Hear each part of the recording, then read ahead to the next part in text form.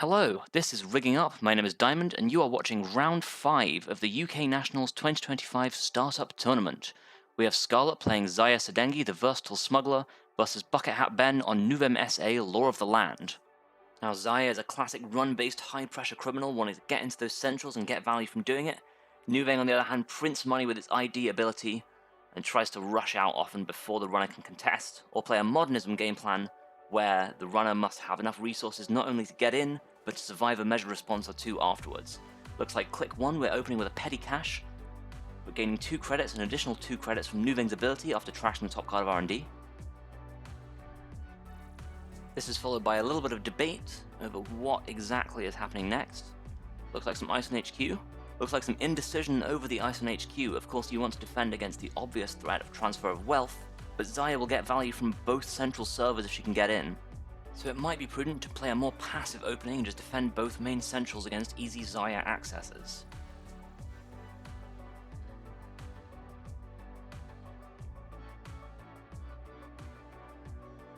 Looks like we have a classic Ice R&D, Ice HQ opening, just shoring up those centrals, ensuring that Zaya can't get any easy ID value. And we're back to Scarlet.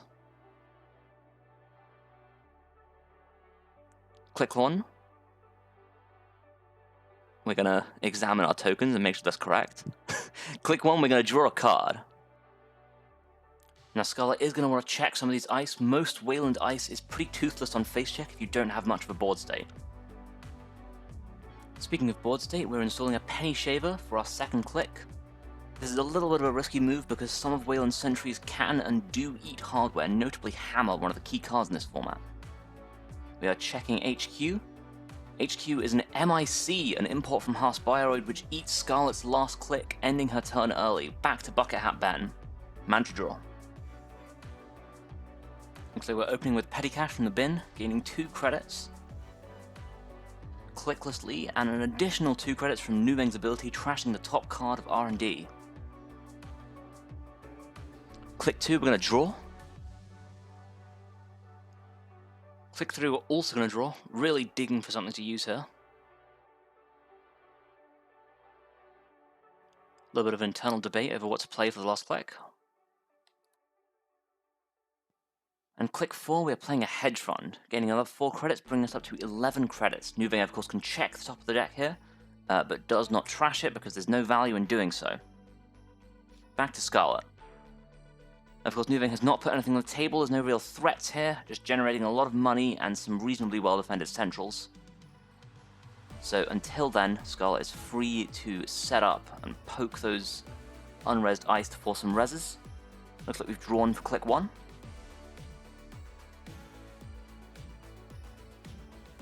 Click 2, we are running R&D, and forcing those all-important ice reses. Bucket Hat Ben reses a fly swatter protecting R&D, a cheap code gate gear check.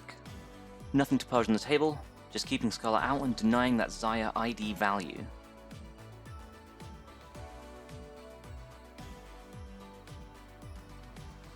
Click 3, we are running Archives, just to check those face downs, keep the corp honest. Looks like we have a KPI and a Hammer face down in Archives. So that Hammer could have been a nasty face check, which would have eaten the penny shaver. But notably, it doesn't say end the run on it. We also, of course, have a credit on Penny Shaver for a successful run.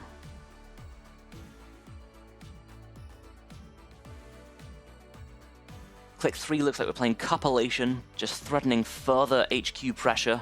Cupulation, of course, being able to host any non-agenda card, and then spend that card later for an additional 2 accesses when breaching HQ.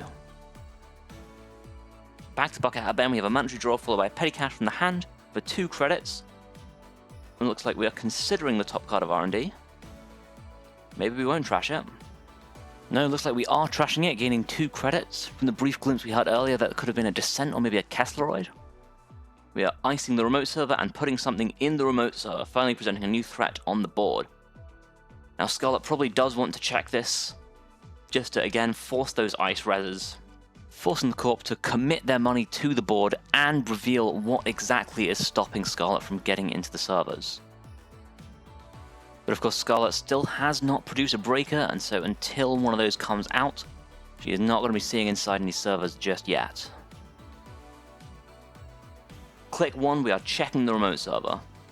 And it's a Kessleroid, another flat gear check, cheap res, but also a cheap break once Scarlet can produce some braking solutions.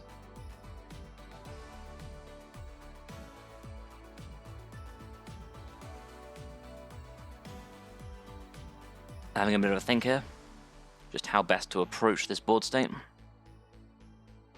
Scarlet, of course, will want to get in and keep the pressure on with accesses, but until she can provide some breakers, those centrals and the remote server are both sealed off for now. Click 2, we're going to draw.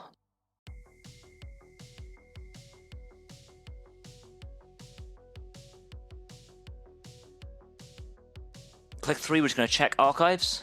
Keep the corp honest, looks like that is another Kessleroid. And getting a credit on Penny Shaver, and click 4, we are just taking the money off of Penny Shaver, bringing Scarlet to 4 credits. Back to Bucket Bat Ben, looks like it is a little debate. Yes, of course, Scarlet needs to discard down to hand size at the end of turn, discarding a Lie Low. Bucket Hat Ben, resing an Anthill at the start of turn, going up 1 card and 1 credit. Of course, it's not the first trigger you need to worry about, it's the second one, so if Scarlet can contest that next turn, she will want to deny the corp another 4 credits and another card. Ben's having a bit of a think as to how best to proceed. He's drawn through a lot of cards, and we haven't seen any Spin Doctors or Descents, so it wouldn't surprise me if the agendas are starting to pile up in HQ because we haven't seen any scored or stolen. So those do need to leave one way or another before Scarlet finds a way in. Ben now just having a quick check through archives to see what's there, and what's there is a petty cash, which we are playing from archives for a clickless 2 credits and a Nuveng trigger. Looks like we are not trashing the top card of R&D. We're going to draw it instead for click 2.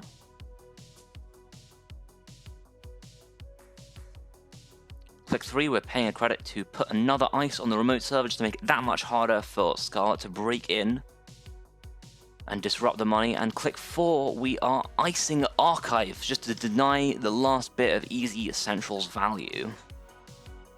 Back to Scarlet. So Scarlet is maybe a little on the back foot here, facing a fully iced board state. There's no on-ice servers for easy Penny Shaver value. No breaks on the table to get past that ice with, and also only 4 credits in the bank. So she's probably going to want to dig for some answers here. Click 1, we're going to draw. Click 2, we're going to run archives just to check what that ice is. Looks like it's a Descent on archives. Another cheap gear check. So all 3 centrals are defended by code gates, and 2 of them by very cheap code gates. So if Scarlet can produce a decoder, you might be getting some cheap and easy accesses in the near future.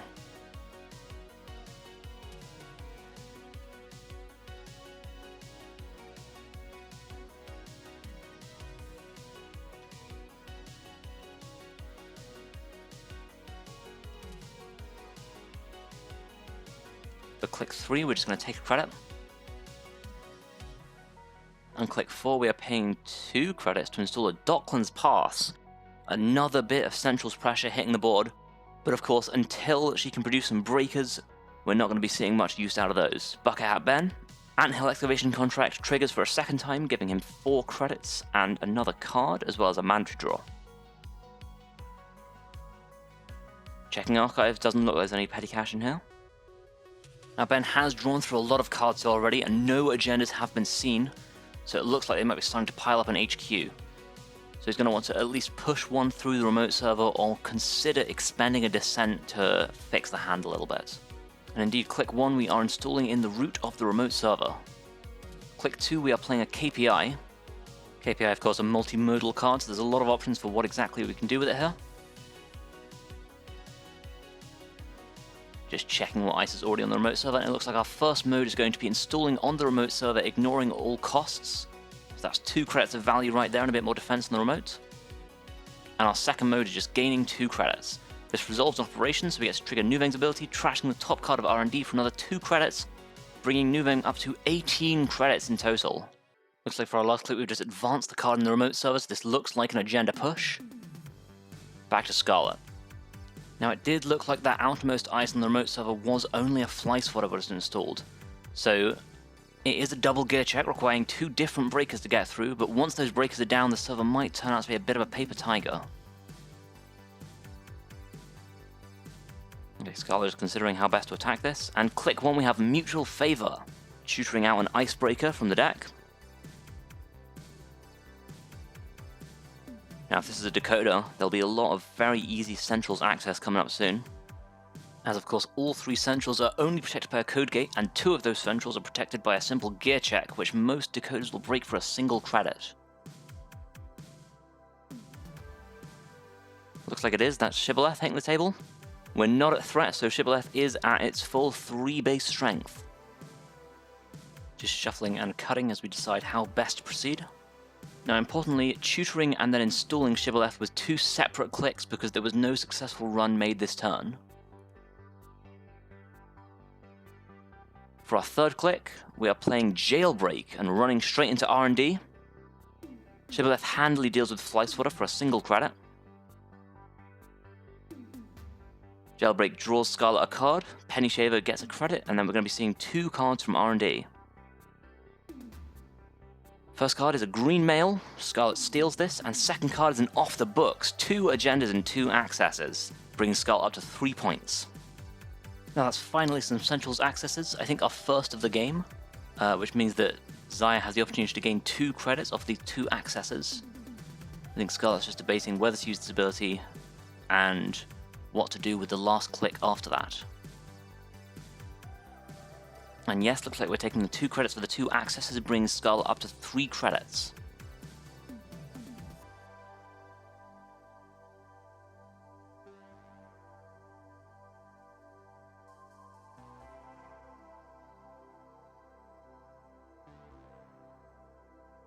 Anyway, for our last click, we're just having a brief think about where exactly to go, what to do.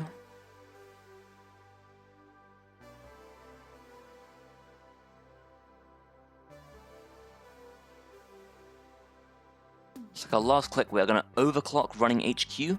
Breaking Math on Shibboleth here is a little ugly with MIC, but of course overclock smooths out all of those irregularities. We also don't have to break the 2 loser click subroutines because this is already the last click of the turn. Now with no clicks remaining, of course, Ben has to consider whether it's worth popping MIC, leaving HQ temporarily undefended after this, just to deny this particular access. And yes, looks like we are popping MIC, forcing Scarlet out of the server, as Scarlet does not have any clicks to spend to pay the alternate cost. And with that, we are back to Bucket Hat Ben, mandatory draw.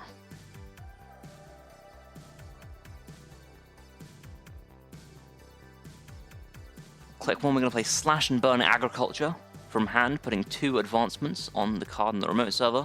It also triggers Nuveng, trashing a card to gain another 2 credits. So it does look like we're scoring out here, it just depends whether Bucket Hat Ben can redefend HQ and save the Slash and Burn from archives. And spend the last 2 clicks to advance, and score a Basalt Spire with 2 counters. So it looks like we're leaving HQ completely undefended, which is a risky move into a criminal. And the Slash and Burn in archives is only defended by Basalt Spire's ability to pull it back to hand at instant speed. So this is quite a precarious board state here. An undefended HQ, a weakly defended archive which costs Scarlet a single credit to get into. With Cupulation on the table, Scarlet could, of course, get into archives, force the Slash and Burn back to hand, and then sweep HQ.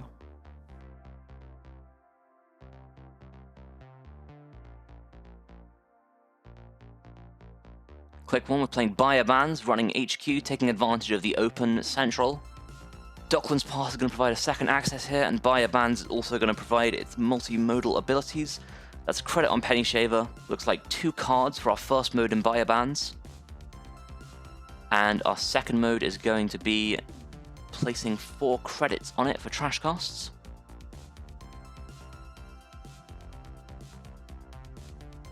Yeah, Dockland's Pass is letting us see 2 out of the 3 cards in hand. For our first access, that is an off the books, bringing Scarlet up to 5 of the required 7 points. And for our second access, looks like that's a Descent in hand.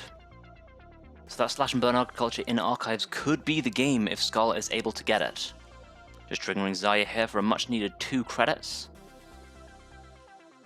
Bringing Scarlet up to a grand total of 2 credits. Just enough to get into archives. 3 clicks left.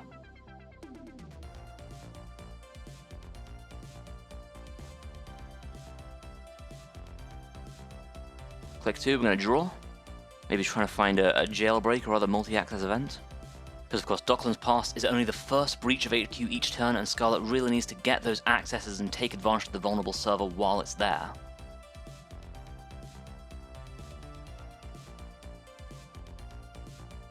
Okay, for click 3 we are running Archives. Shibboleth of course handily breaks Descent for a single credit.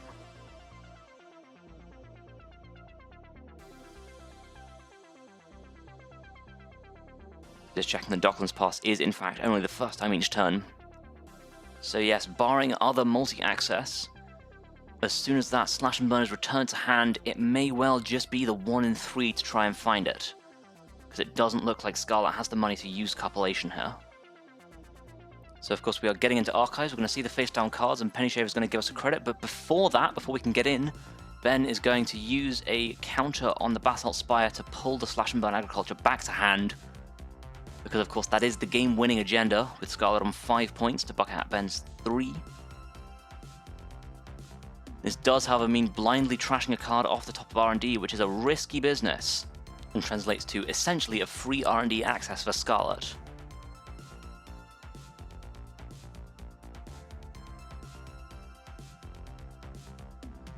Looks like the 2 face-down cards in Archives, 3 face-down cards in Archives. One of them is a green mail, looks like the other 2 are a Logjam and another card that I couldn't see. If you could see it, write it in the comments. Last click of the turn. Scarlet of course knows there is a Slash and Burn Agriculture sitting in hand, but we don't have any multi-access tools available by the looks of things. Nevertheless, we are running HQ, we are taking the 1 in 3. We are claiming, of course, that Measure Response is not a real card that exists. Of course, with Scarlet on only 1 credit and Ben with a Battle Spire counter, double measured is a very real threat. Bucket Hat Ben just having a brief look through Archives to see if there's any answers in play. Doesn't look like there are. So it might just all come down to this 1 in 3 access.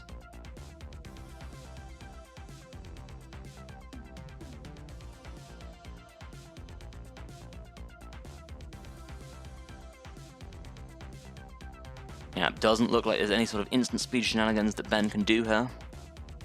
The best would be Descent, but that's a click ability on his turn. So this vulnerability exists only for 1 turn. But 1 turn might be all it takes. And we're coming into the access, Bucket Hat Ben shuffling under the table. Scarlet doing a bit of bookkeeping, credit on Penny Shaver. He's going for that lucky access.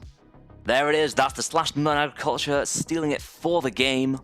And Scarlet takes it, stealing 7 points. Looks like there was a Measure Response in hand, so if Scarlet had got very unlucky and accessed the Descent instead, then she would have been double measured and the game would have gone to Ben. So it could have gone either way at the last minute.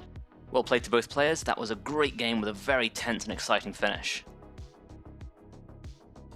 So once again, this has been round 5 of the Startup Side event at the 2025 UK Nationals.